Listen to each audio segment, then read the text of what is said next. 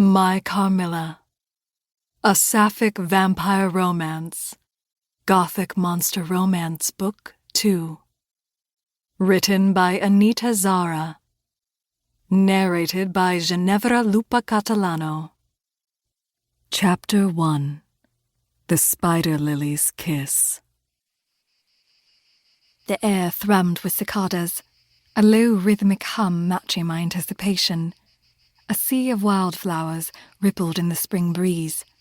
I knelt to pick a handful of primroses, Bertha's favorites.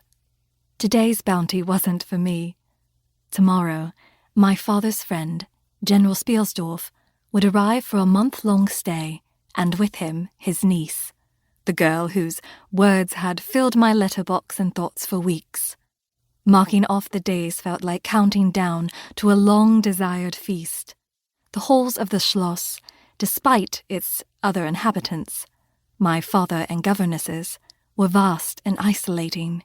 The prospect of a girl my age, a companion, was a rare treat.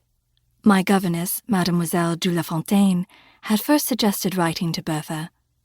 A written introduction, she'd said, would make the girl feel more welcome during her long stay. So began a rapt exchange of letters, and somewhere along the pages, a friendship had quickly blossomed. A splash of blue caught my eye, forget-me-nots, for affection. They joined the growing bouquet, followed by a cluster of pink carnations, playfulness, their ruffled edges mirroring the spirit that danced in Bertha's letters. With each bloom, I poured my affection in the language of flowers. I nestled a blushing peony in the bouquet. Would Bertha know about the tales of the bashful nymphs that hid between peony petals, or the whisper of shyness I harbored toward her? Laura! A stern voice in the distance, one of my governesses. "Coming!" I called out. I made my way back to the Schloss, when a particular flower almost hidden among the tall grasses caught my attention. A solitary bloom, defiant in its isolation, the Carus radiata, or spider lily. Some called it a corpse flower. The flower stood tall and proud, its spindly stamens pulsing with crimson hues, its petals the colour of freshly spilled blood. The flower's unsettling beauty ensnared me. Tentatively, I plucked the Lycaris, its stamen brushing my palm like a spider's legs, and placed it in the centre of the bouquet. The other flowers paled in comparison, their gentle pastels muted against the sharp red. There you are! Madame Perrodon approached me, and the look of disapproval was evident as she took in my bare feet in the grass. How many times must I remind you that it is not proper for a young lady to traipse around barefoot? Perhaps, madame, fresh air and sunshine are more proper than restricting one's spirit. In lieu of that, I simply smiled. Don't worry about me. The earth agrees with my toes.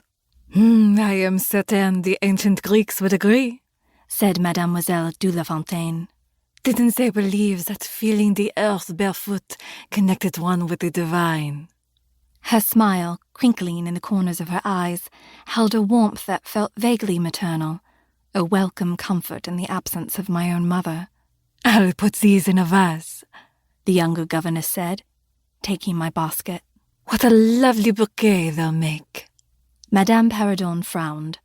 "Yes, if not for that one." She pointed to the offending flower, the red spider lily.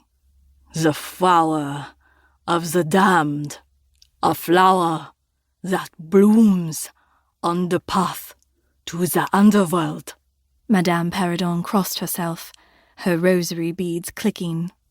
"The stories about the spider lily are ill-omened, Laura." "But it's beautiful," I protested.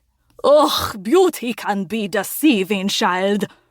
They say the devil fell in love with a human girl and took her for his own.